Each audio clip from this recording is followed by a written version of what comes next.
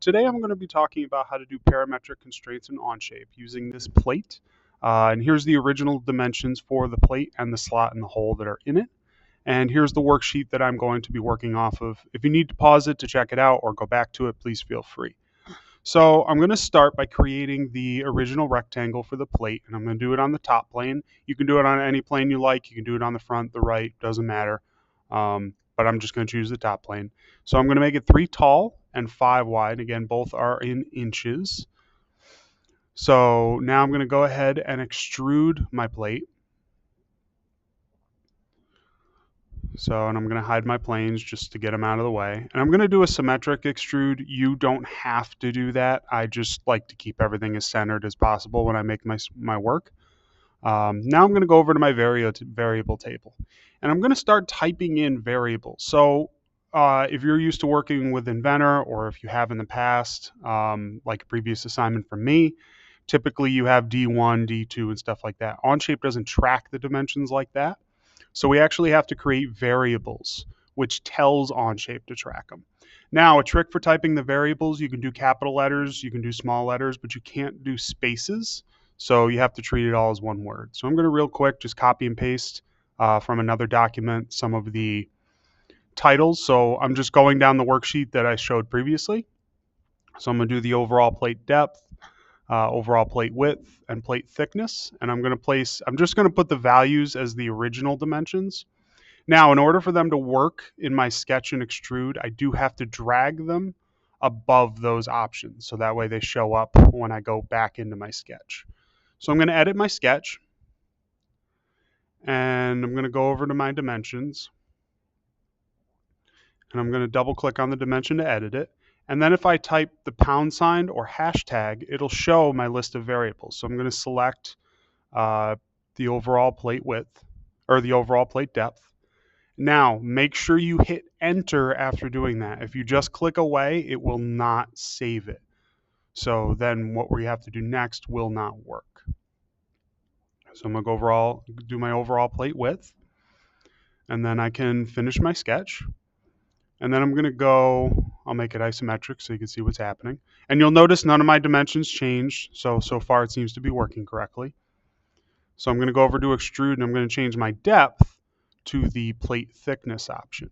So again, I'm going to type # or hashtag, hit the green check mark.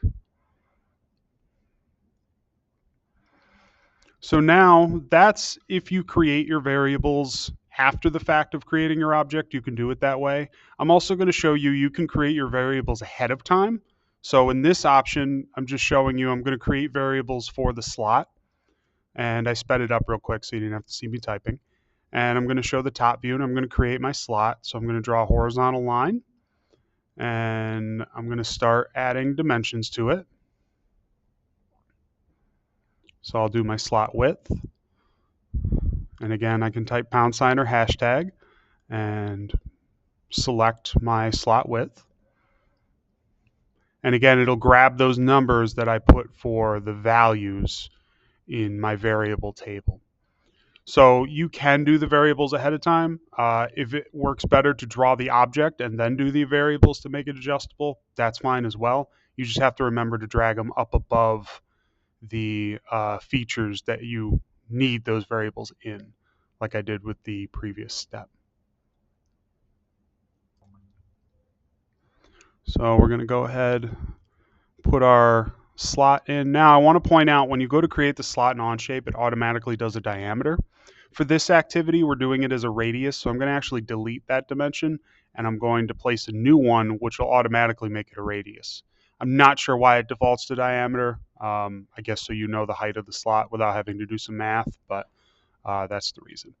So I'm going to go ahead and extrude it and remove it. And for my depth, I'm going to grab my slot extruded height and then hit the green check mark. Now you'll notice when I hit the green check mark, it just kind of goes away, but it's still there. It's just completing the action before I can click OK.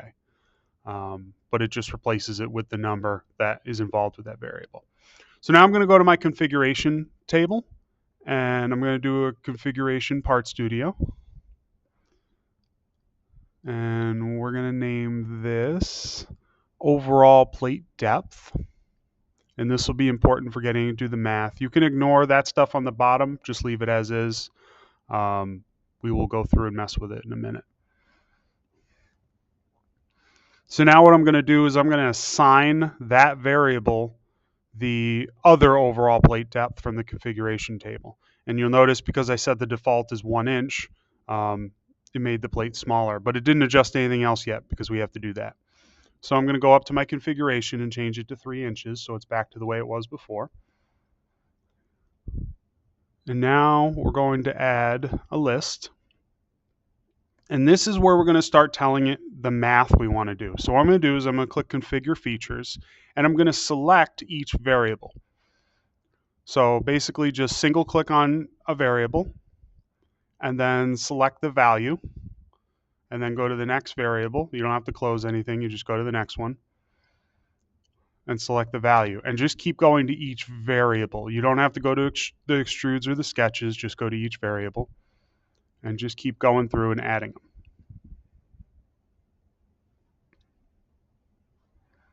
So let me get these last few here. Okay, so now I'm going to click Done, and you'll notice that my list has become considerably longer. I'm going to stretch this out so you can see the whole list. And right now it just has all the numbers that we typed in when we did the variables to begin with in the other list. So now I'm going to quick copy and paste some equations. And again, these are from the worksheet that I showed in the beginning. And I'll show you this one pulls from our variable up above, and then this one has actually some math in it. And you type it in just like any other CAD program. Star is times, slash is divide, and then plus and minus. And it will do the math based on that. So now we can do a list input. We're not going to mess with that in this video. I have done it in previous videos, but for now you can change that 3-inch measurement and make your plate larger or smaller, and all the parts remain the same. So thank you for watching, and I hope you have a wonderful day.